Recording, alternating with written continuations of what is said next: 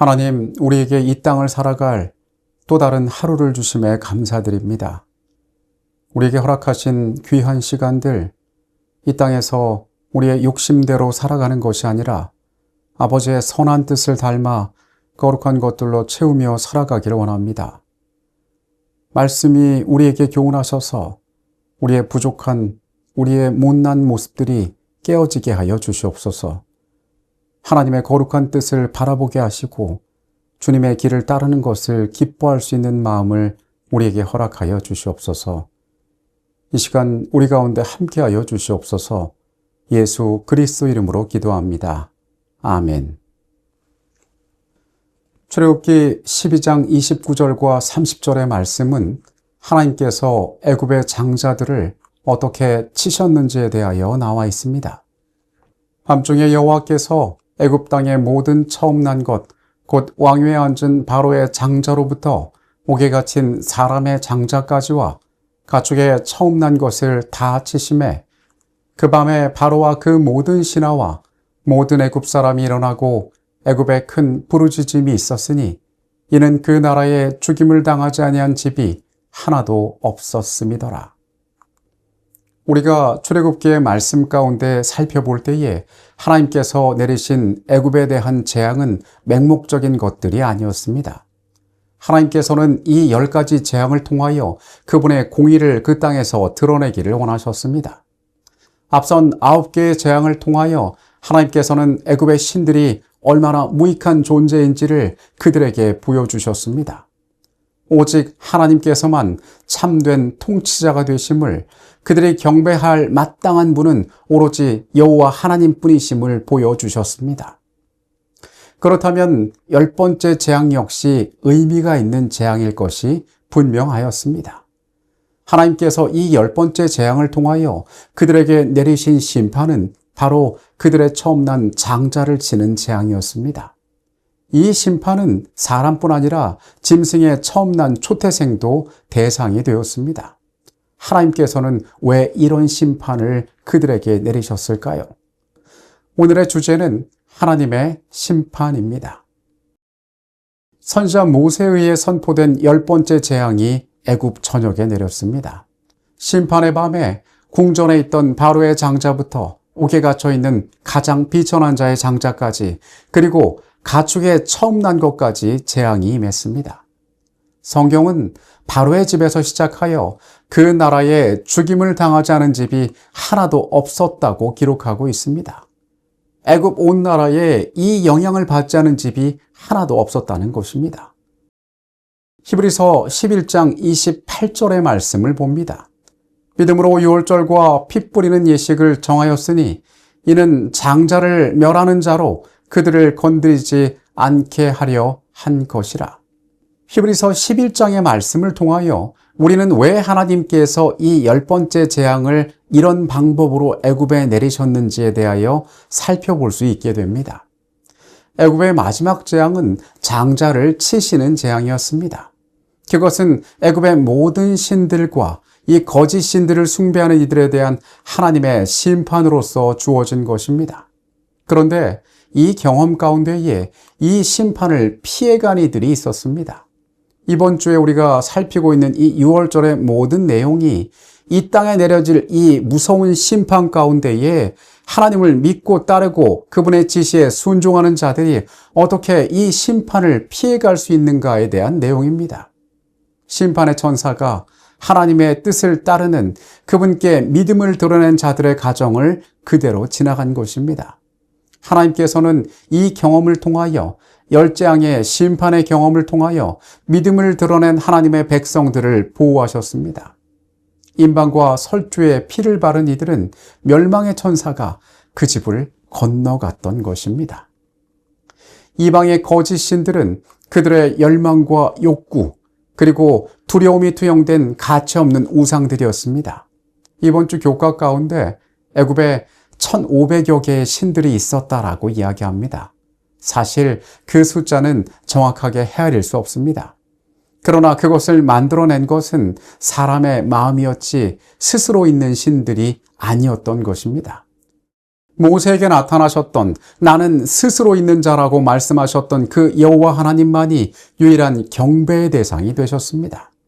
하나님이 아닌 다른 존재를 의지하고 따르던 자들의 믿음이 어떻게 결과를 맺게 되었는지를 이 심판은 잘 보여주고 있는 것이었습니다. 이전의 9재앙과 마찬가지로 우상을 따르던 자들은 결코 구원을 얻을 수 없었습니다. 그들은 이 큰 심판에 빠지게 된 것입니다. 애굽인들에게 가장 큰 피해를 가져온 이 10번째 재앙 앞에서 이 신들이 무익한 신이란 사실은 더욱 분명해졌습니다. 그들이 만난 이 재앙의 경험은 앞선 9개의 재앙의 경험과는 비교할 수 없는 것이었습니다. 그들이 만난 이 마지막 심판, 10번째 심판의 결과는 이전에 만났던 결과와는 비교할 수 없을 만큼 큰 것이었습니다. 광대한 애굽 전역에 걸쳐 각 가정의 자랑이던 장자들이 죽어 넘어졌다. 애통하는 자들의 비명과 통곡 소리가 온 하늘에 가득했다. 왕과 신하들은 창백한 얼굴로 사지를 떨면서 그 압도적인 공포 앞에 놀라 어찌할 바를 몰랐다. 바로는 애굽에서 최고의 권력을 가진 자임은 물론이고 그 스스로를 신이라 칭하였습니다. 그의 아들을 역시 신의 아들로 여겨졌음은 물론입니다.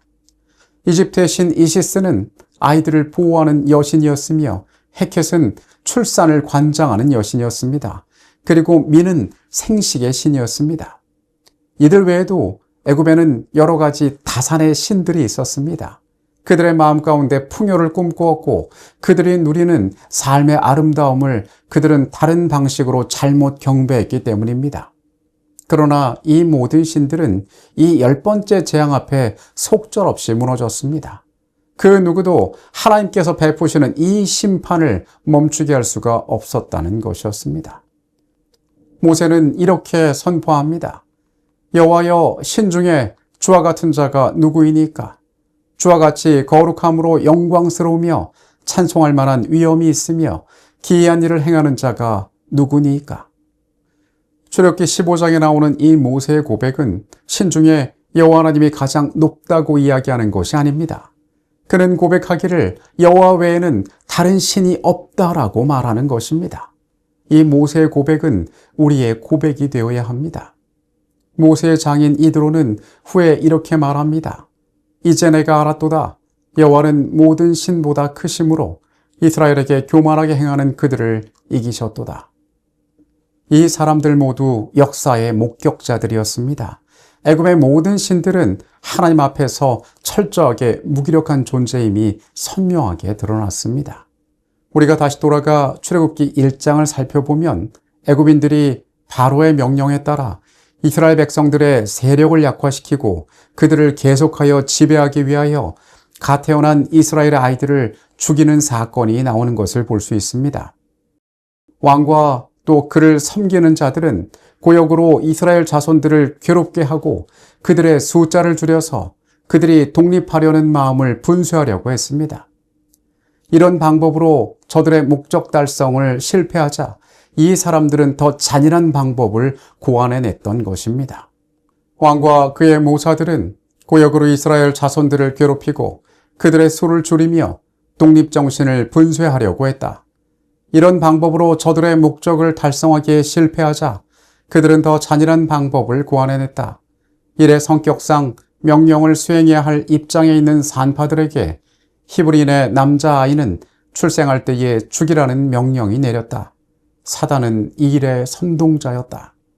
이제 정반대의 일들이 그들에게 벌어집니다. 시간이 흘러 이제는 하나님의 심판으로 말미암아 애굽의 장자들이 죽임을 당한 것입니다. 하나님은 어떤 면에서 이러한 방법으로 그분의 공의를 이루셨습니다. 하나님께서 그들에게 경고하고 그들로 하여금 깨닫게 여러 번 그분의 선지자를 통하여 말씀하셨지만은 그들의 마음은 그들의 왕 바로와 같이 강팍해졌고 그들은 더 큰 비극을 경험할 수밖에 없게 되었습니다. 우리는 이 모든 과정을 지켜본 다음에 하나님께서는 공의로우시다라고 말할 수밖에 없을 것입니다. 그분께서는 성경의 말씀대로 모든 은밀한 가운데 우리의 삶을 지켜보고 계시고 이 우주의 공의를 이루시는 분임을 우리는 오늘 이 말씀들을 통하여 다시 한번 확인하게 됩니다. 우리의 생애 역시 마찬가지입니다. 하나님께서 우리의 삶을 지켜보고 계시며 우리의 삶의 어떤 모습이든 공의롭게 그 일들을 다루실 것이기 때문입니다. 그분은 각 사람에게 그들의 그릇된 행위가 품성에 고착되기 전에 그것들을 시정할 수 있는 기회를 주신다. 그러나 만일 그가 시정받기를 거절한다면 하나님의 능력은 그의 행동의 경향을 제시하기 위하여 개입하지 않는다. 그는 같은 길을 되풀이하기가 훨씬 쉽다는 것을 알게 된다. 그는 성령의 감화에 대항하여 마음을 굳게 하고 있다. 계속 빛을 거절하면 그는 더욱 강력한 감화력도 영구적으로 감명을 주지 못하는 곳에 자신을 두게 된다. 여러분, 심판의 밤이 다가왔습니다.